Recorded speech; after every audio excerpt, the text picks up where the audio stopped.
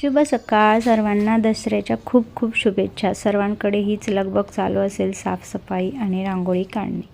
ही रांगोळी काढून झाल्यानंतर छान पद्धतीने श्री उठला आणि तो छान गाडीचा फोटो काढ म्हणून मला सांगत होता आणि मी त्याचा छान फोटो काढून घेतला आणि गाडीचाही व्हिडिओ केला. मग मी सरस्वती काढत होती आणि मग श्रीही ते बघत होता आणि खूप छान आहे म्हणून म्हणत होता.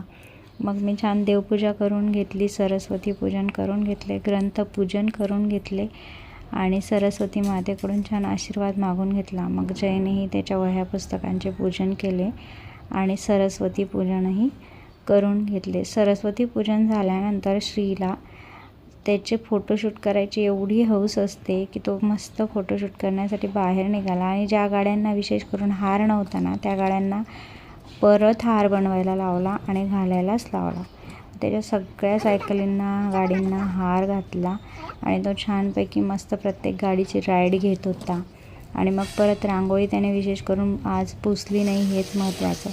मग गरमागरम कटाची आमटी, त्याच्यानंतर छानपैकी गोड गोड अशी खीर आणि ही पुरणपोळी म्हणजे हा मांडा जो की मी बनवलेला नाही आहे, तो विकत आणलेला आहे. त्याच्यानंतर छान तळण काढून घेतले, पापड भजे कुरडया.